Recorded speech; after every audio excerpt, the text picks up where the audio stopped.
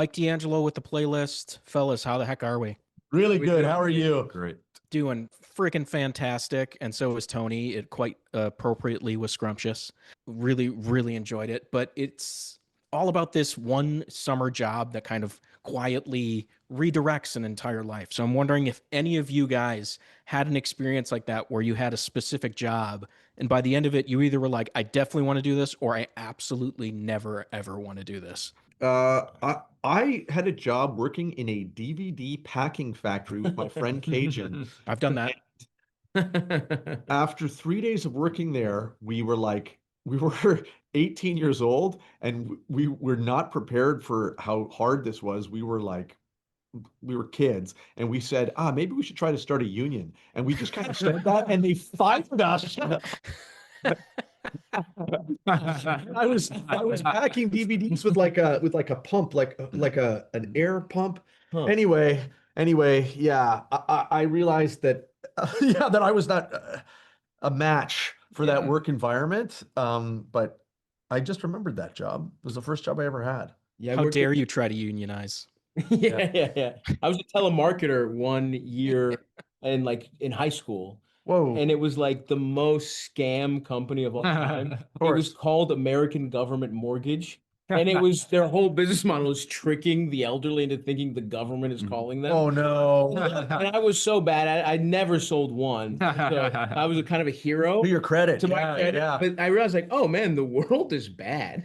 I was like, this is the whole world's a scam. And I was like, so it was just kind of like, well, I'm just gonna do what I want to do. Like, there's no reason to devote yourself to this society. It's just right. It's an alienating experience. Time. Yeah. It was like, let me just go do art and have a good time. And so I don't know. It was kind of alienating and being like, whoa, this sucks. I should do something else, Yeah.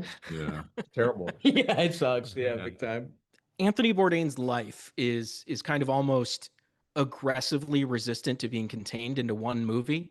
So Sure. obviously you kind of picked a good, a window to do a movie, but there are enough careers and countries and addictions and reinventions and arguments in there for like a cinematic universe if you wanted to, like an Anthony Bourdain cinematic universe. So what about this specific summer was, allowed you to understand him in a less traditional way, like than to the cradle to grave biopic kind of thing? I'm always trying to make movies about things that happen before they reach the collective unconscious. I was just thinking about this the other day. I had made my first film was a school shooting movie that is everything leading up to the school shooting and the movie ends. And I think it's because I am not interested in the story once it hits the front page. Yeah. Do you know what I mean by that? Like Nirvana's never going to play the Rivoli. That's what you're saying. It's well said, right? Because like upon the actualization of potential, then it speaks for itself. Mm-hmm. We know what it's like to be a famous band. We know what it's like to be a failure band.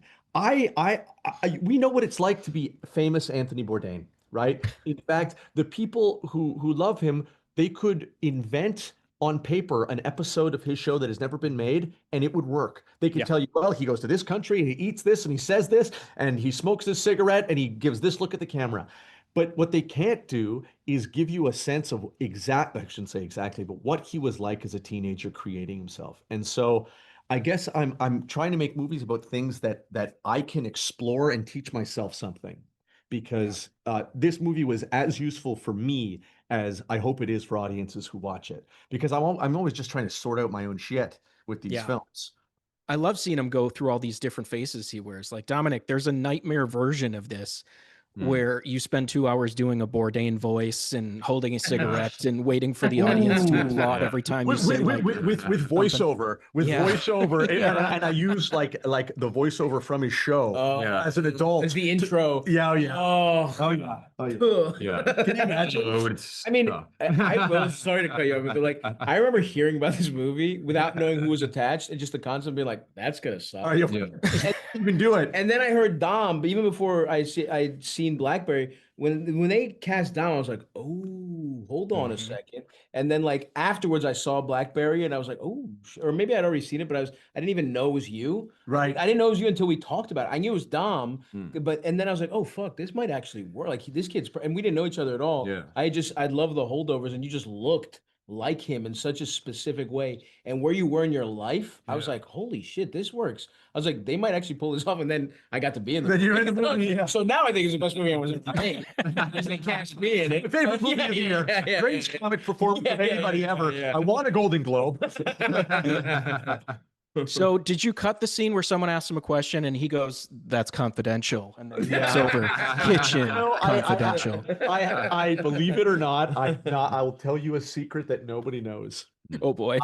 So do you remember the book that Antonio Banderas gifts Dom at the end of the movie, his Escoffier book? Okay. So in an original draft of the script, when I was being like a real, like, just like such a clever guy, I was like, Antonio should be very cautious about this book. He shouldn't let anybody near it, and he should have a something on the cover that says confidential. Like, don't look at it. And cooler heads prevailed, and so. But I'll tell you something. Thank God I know I'm stupid. Thank God I know I'm stupid, because I'm willing to look at my ideas and go, oh my God. I can't believe I thought I could do that. No, Dominic, read that and look directly at the camera. No, I wouldn't have gone that far. I would have shot it in a close-up with no actors in the room. But I did write it down at one point. He knows I wouldn't have gone on the set. Yeah. Stavros, your character is also named Stavros in the movie, which I assume saves several valuable seconds every time someone yelled at you across the kitchen. Yeah. How much of this character was like constructed acting versus Matt recognizing that there is a Stavros in every kitchen, probably somewhere in America? I think it was that kind of thing where we discussed it, because I mean my character I don't think existed within that horrible draft you just talked about. Originally, no. I called you on the phone and said, I want you to be in this movie. If I name a character Stavros and I write it for you, will you show up in Cape Cod in 3 weeks? And he said, yeah. And that was it, because it was the kind of, when we talked about it, I was like, when you called me, I knew what it was going to be about. I knew I was like, I know this guy, because in many ways, when I never wanted to be an actor, really. I always wanted to do stand-up. But when I started to have those ideas, I was like, there's certain things I don't need to train for. Especially when I grew up loving these comedy movies. And I was like, I know, why don't they put me in movies to be the bully in a workplace? Why don't they put me to be just a dumbass somewhere, right? And so to me, this was sort of like, in many ways, I was manifesting this. It was central casting. It was complete, like, this is what I was, if I ever am going to be in movies, it's to do this. Like, getting this call, I was not nervous. Like, when I got Begonia, I was like, some mistake has happened, and I'm not gonna alert anyone because I want the role. Right. But this, I was like, oh yeah, I mean, this was what I was truly meant to do right now at this point in my life. And so it was, and all those guys, like, that character is me, but it's me because I grew up around these blue collar guys that would really haze you, but also have your back no matter what. And I just wanted to put those guys on screen, because to me, they are funnier.